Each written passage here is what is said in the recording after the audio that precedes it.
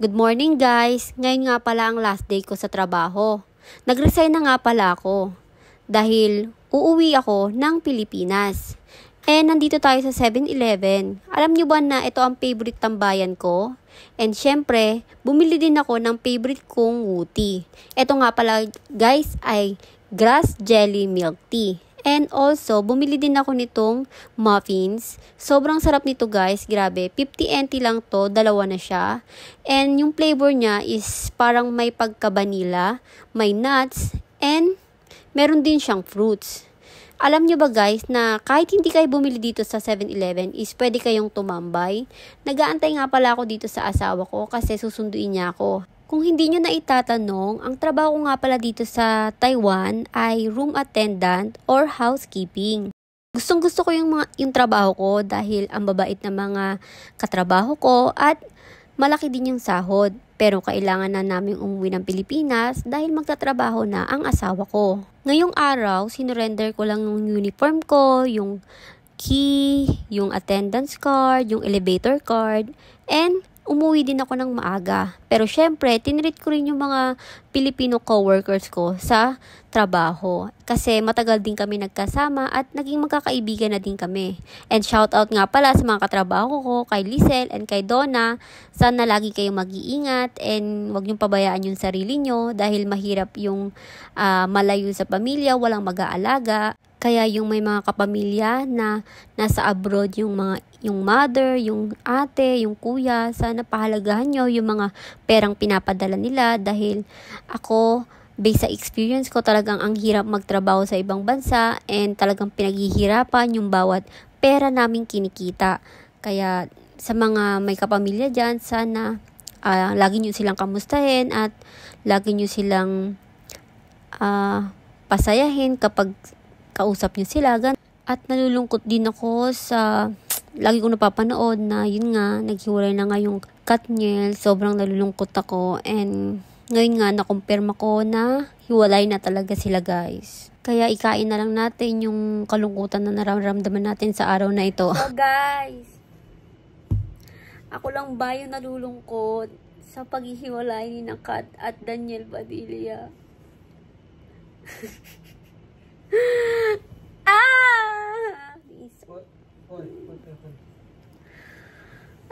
Nalulungkot ako. Nalulungkot ako sa kanila. Grabe. Alam niyo ba na sobrang fans na fans ako ng Katniel? Sa halos lahat ng movie nila napanood ko na at pinanood ko. Grabe, nakakalungkot.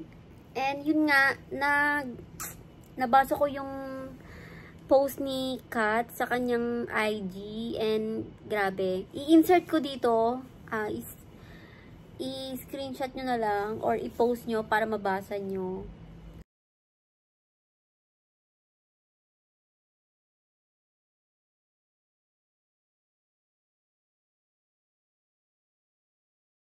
Sobrang nakakalungkot. Alam nyo ba guys na hindi talaga basihan yung tagal ng relasyon. Hindi nyo masasabi kahit gano'n pa kayo katagal, hindi nyo masasabi kung kayo talaga. Kasi, tulad niyan, tingnan nyo, 11 years sila na magka-relasyon, pero nauwi din sa hiwalayan.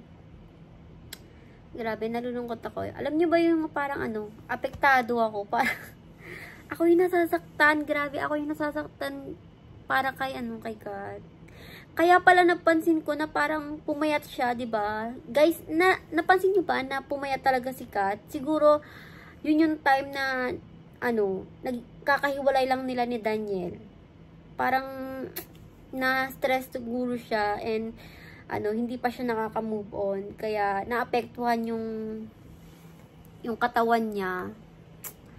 Nalulungkot talaga ako.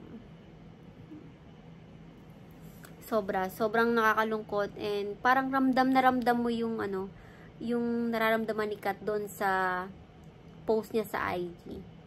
And hindi ko talaga matanggap, pero sana sana maka-move on si Kat and makahanap siya ng lalaking deserve niya, 'di ba? So yun lang. Sobrang na-stress lang ako.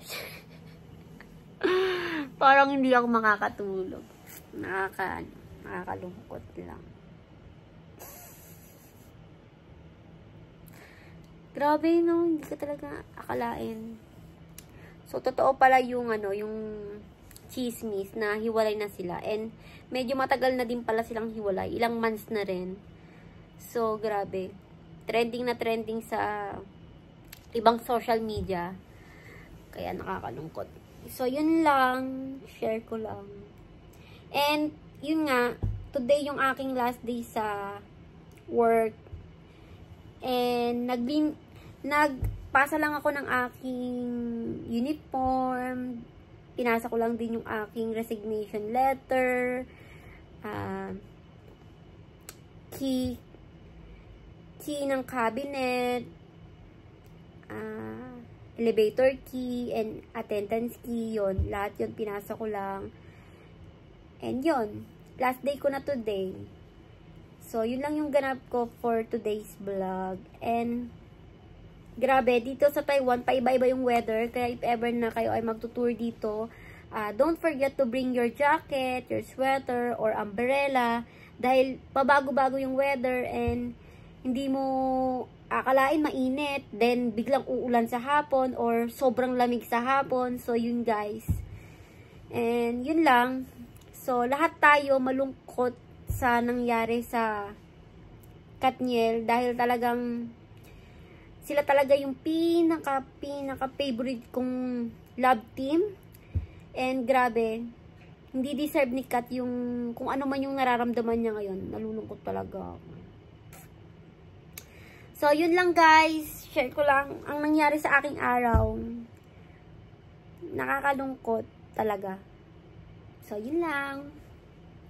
Update ko kayo sa aking next vlog. So, hindi na ako maging busy kaya marami na akong maiisip na content and magagawang content. Hopefully. So, yun lang guys. Bye!